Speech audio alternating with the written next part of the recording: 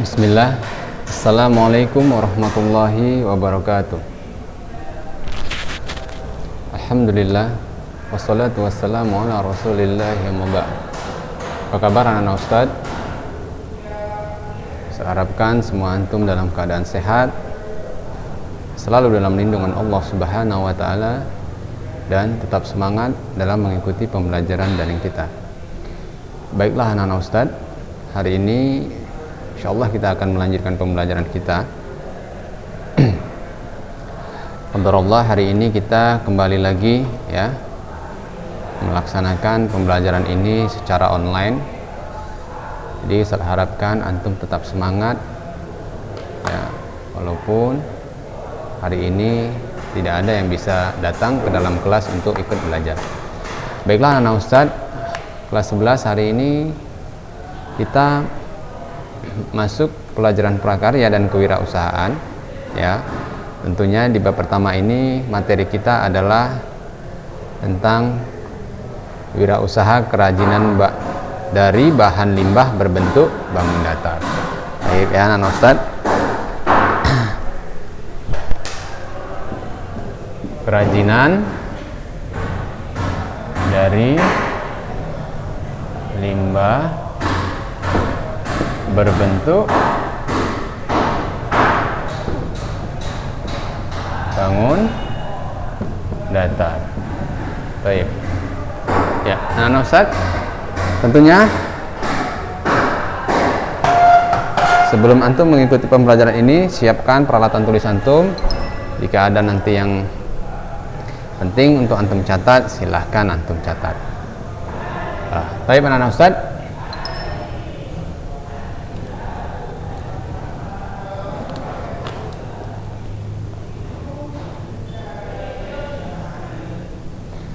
Pada materi ini ya anak-anak Ustaz, tentang kita masih membahas tentang limbah ya, limbah. Tentunya anak-anak Ustaz juga sudah tahu apa itu limbah ya. Kan mungkin anak-anak Ustaz ini suka nih ya memproduksi limbah ya. Iya, jadi benda-benda yang sudah tak terpakai lagi ya anak-anak Ustaz, yang tidak berfungsi ya, itu biasanya ya kita bisa jadi sampah. Nah, tentunya anak-anak Ustadz di sini di materi kita ini, hal-hal limbah atau sampah itu dapat kita manfaatkan untuk bisa menjadi sebuah karya ya anak-anak Ustadz. Ya. Kita tahu bahwa produk kerajinan pada awalnya dibuat untuk tujuan fungsional ya. Fungsional ya, benda-benda pakai seperti itu ya anak-anak saya. Baik untuk kepentingan keagamaan maupun kebutuhan praktis ya anak-anak saya ya, kebutuhan kita sehari-hari. Produk kerajinan tersebut ya dapat berupa ya, kita lihat peninggalan-peninggalan artefak-artefak seperti kapak ya kan, perkakas-perkakas dan alat-alat dapur ya anak-anak Ustaz. Jadi benda-benda tersebut dipakai sebagai kegiatan sehari-hari. Ada juga yang membuat kerajinan ini sebagai perhiasan. Nah, tentunya anak-anak Ustaz sudah tahu ya bahwa fungsi dari benda-benda ini, kerajinan itu ya, sebagai dia benda yang kita gunakan sehari-hari, juga sebagai hiasan juga bisa ya anak-anak Ustaz ya. Jadi itu yang akan menjadi pedoman kita dalam membuat karya ini. Nah, kekayaan alam Indonesia merupakan modal yang cukup besar ya anak-anak Ustaz untuk menghasilkan produk-produk kerajinan ya. Tentunya kita lihat ya, sejak dahulu rakyat Indonesia telah menggunakan produk-produk kerajinan ya untuk memenuhi kebutuhan hidup sehari-hari.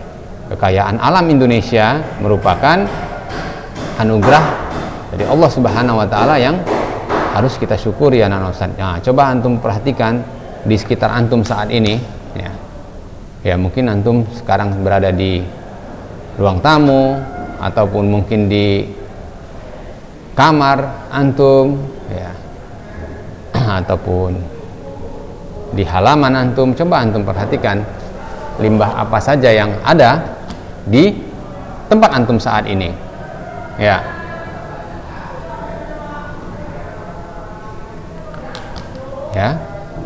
Ya, tentunya sedikit banyak pasti ada ya anak-anak Ustaz ya. Ada. Ya mungkin ada sampah bekas makanan, ya kan? Yang belum sempat dibuang.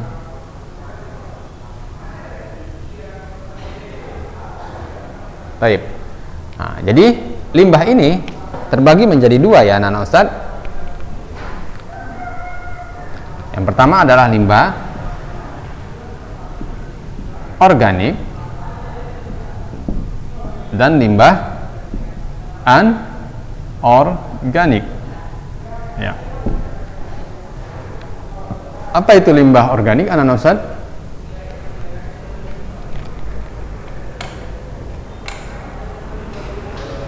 Ada yang sudah mengetahuinya? Limbah organik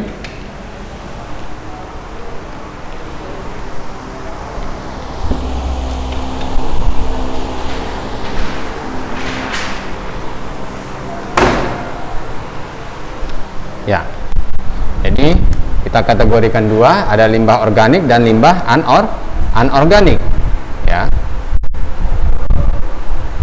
Ya, jadi limbah organik ini ya adalah limbah yang mudah terurai, ya, mudah terurai. Limbah yang mudah terurai tentunya. Kemudian sebaliknya ada limbah anorganik, ya. Ini adalah limbah yang sulit terurai, ya, sulit terurai.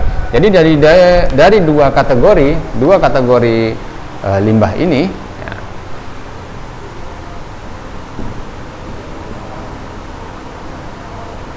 kita sudah mengetahui bagaimana sifat-sifatnya. Ya. Tentunya anak-anak Ustadz, kalau kita melihat limbah organik, ketika dia tidak dimanfaatkan, ya mungkin tidak begitu menjadi masalah, ya, karena dia mudah terurai di dalam tanah. Tetapi ketika kita melihat banyaknya limbah-limbah anorganik, jika tidak dimanfaatkan, maka limbah ini akan menjadi sebuah masalah, ya, masalah. Baik, jadi anak-anak Ustadz, dari kedua kategori ini antum sudah bisa menentukan ya limbah apa yang tadi antum dapat, dia termasuk ke dalam limbah organik atau anorganik. Tentunya antum sudah bisa mengelompokkannya. Ya, seperti di sekolah kita juga ya anak-anak Ustadz, jika antum nanti berkesempatan atau memiliki waktu datang ke sekolah, antum juga melihat tuh di sekolah kita juga ada bermacam jenis tong sampah, yang di situ itu ada yang untuk sampah organik dan anorganik, ya. Baik anak-anak Ustadz, jadi setelah kita lihat ya limbah anorganik, ya, umumnya ini berasal dari kegiatan industri ya anak-anak Ustadz, ya, kegiatan industri, pertambangan, domestik ataupun sampah rumah tangga seperti kaleng bekas contohnya, kemudian botol plastik, ya, bekas botol-botol air mineral ya anak-anak Ustadz, kemudian potongan-potongan plat logam bisa jadi ya. Nah, jadi seperti itu. Jadi limbah anorganik tersebut ya bisa kita manfaatkan ya menjadi sebuah karya, ya, sebuah karya kerajinan tentunya ya anak-anak Ustadz, ya. Jadi maka kita pun ya bisa memanfaatkannya dan bisa menjadikan kerajinan-kerajinan ini bernilai ekonomi, ya anak-anak Ustadz ya. Nah, tentunya ini adalah sebuah solusi bagi penanganan limbah ya anak-anak Ustadz ya. Jika antum memang memiliki keterampilan ataupun keahlian dalam membuat karya-karya kerajinan dari limbah. Tentunya materi ini sangat bermanfaat sekali anak-anak Ustadz jika antum betul-betul ya bisa memahaminya. Jadi berikutnya anak-anak Ustadz ya, jadi kita akan membuat sebuah perancangan ya, perancangan kerajinan ya, usaha kerajinan dari bahan limbah berbentuk bangun datar ya. Jadi kita membuat sebuah perancangan ya, perancangan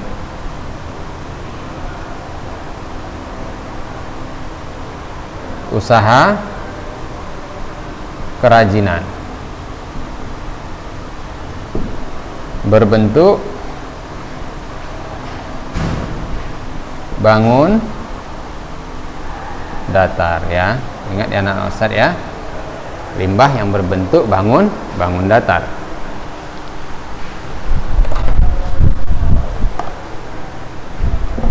Ya.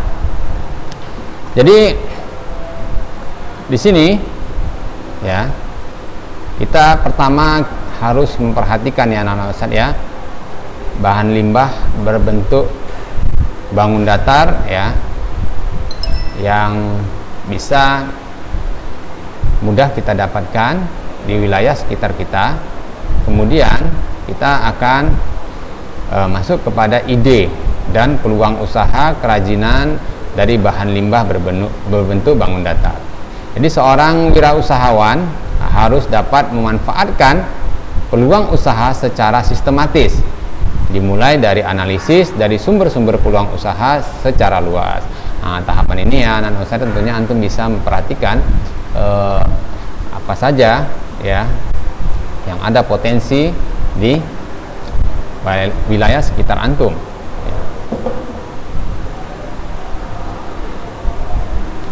Ya, persiapan yang dapat antum lakukan dalam menganalisis peluang usaha, yang pertama itu adalah ya, meneliti berapa luas usaha yang akan dipilih ya, meneliti berapa luas usaha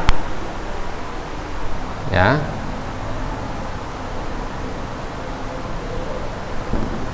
berapa luas usaha yang akan dipilih ya.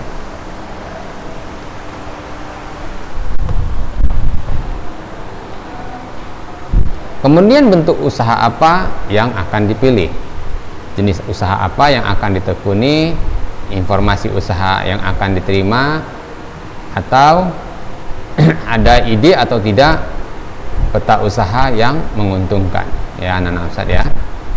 Jadi sebenarnya anak-anak Ustadz, kalau kita memang tanggap sama keadaan di sekitar kita ya, tentunya limbah-limbah ini saat ini sudah banyak yang dimanfaatkan ya.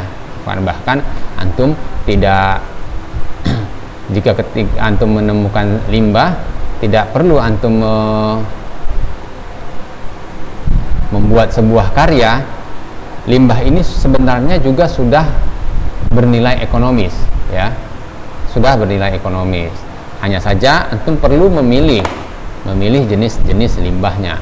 Sebagai contoh anak-anak Ustadz ya, limbah-limbah ini ya seperti kertas, karton ya, dan apalagi kalau antum menemukan limbah sisa-sisa bekas potongan besi atau logam-logam, ini sudah memiliki nilai ekonomis ya, tetapi tentunya nilai ekonomisnya tidak terlalu tinggi. Jika antum dapat memanfaatkan hal-hal ini ya, limbah ini menjadi sebuah karya ya, sebuah karya atau produk fungsional ataupun hiasan, ini tentunya bisa bernilai ekonomis yang tinggi ya. Jadi ada disebut ya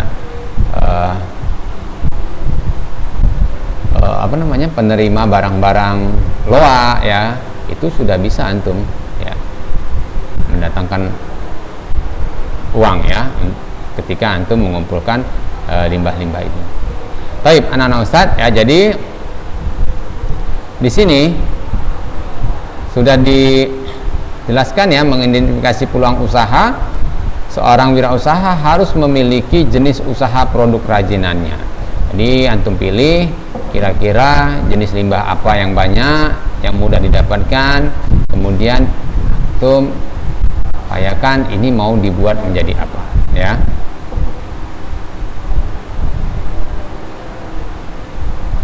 Ya, jadi proses pemilihan ini ya melalui tahap analisis yang cermat, untuk diperlukan pertimbangan yang matang juga ya. Jadi biasanya disebut evaluasi dengan kriteria yang telah dikembangkan sesuai kebutuhan ya anak-anak Ustadz.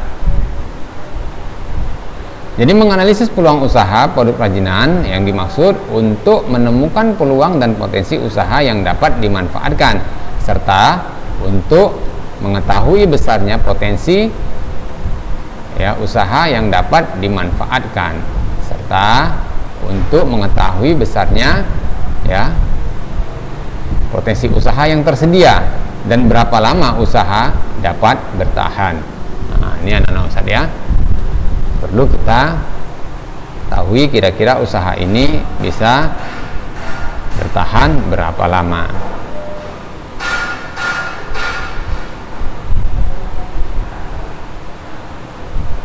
Jadi menganalisis peluang usaha bertujuan untuk mencari dan melaksanakan kegiatan yang menguntungkan ya, kegiatan usaha yang menguntungkan.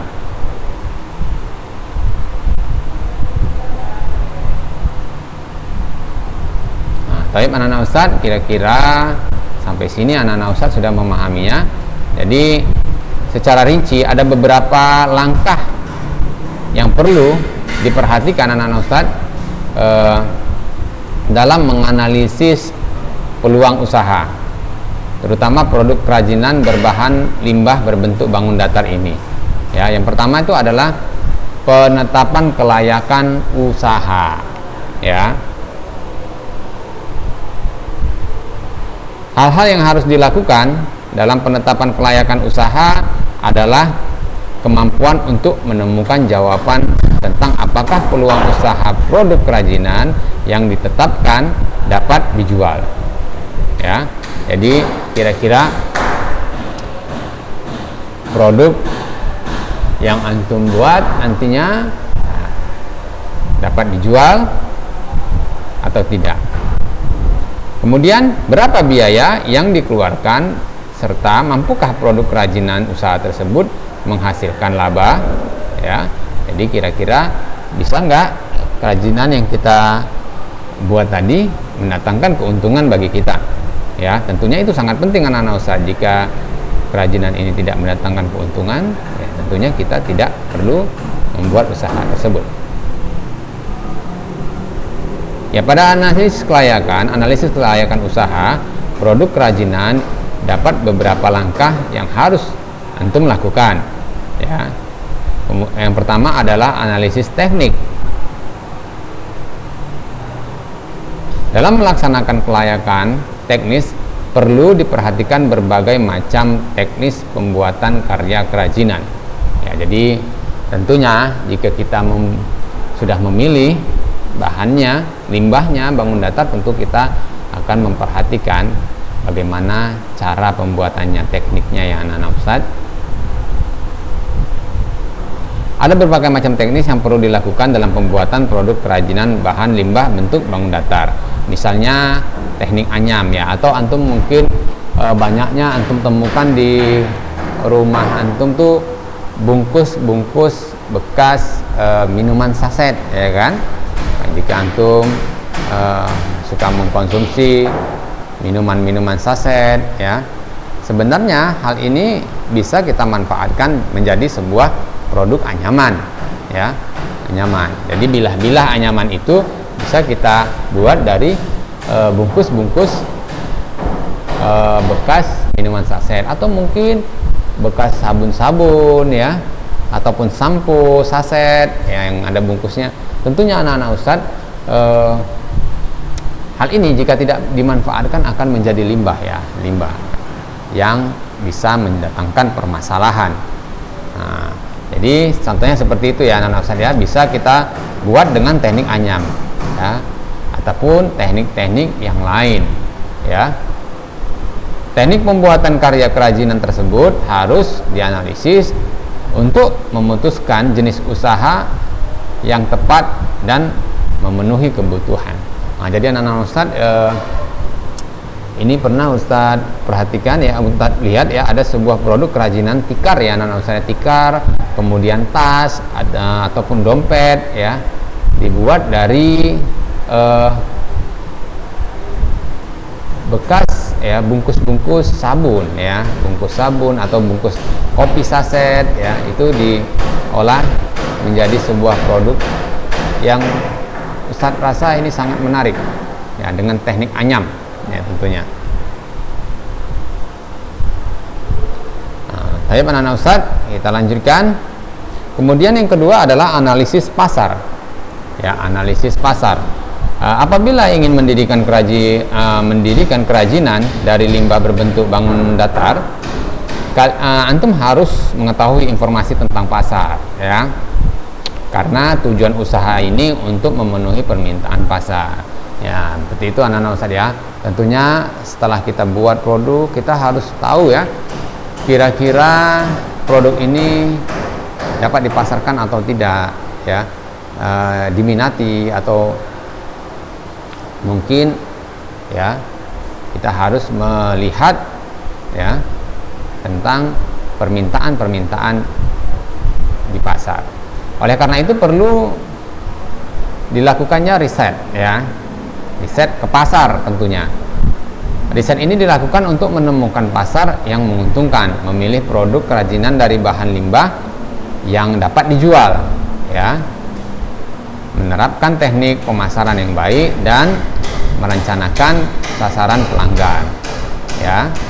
Seperti ini anak-anak saya, riset untuk mengumpulkan informasi dalam rangka pengambilan keputusan tentang usaha kerajinan yang akan dibuka.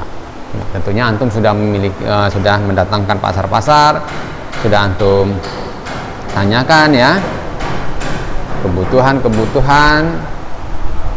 apakah kerajinan yang akan antum buat nanti itu dibutuhkan oleh masyarakat atau tidak. Antum bisa mendatangkan pasar-pasar, ya, itu melakukan riset, ya anak-anak Ustadz.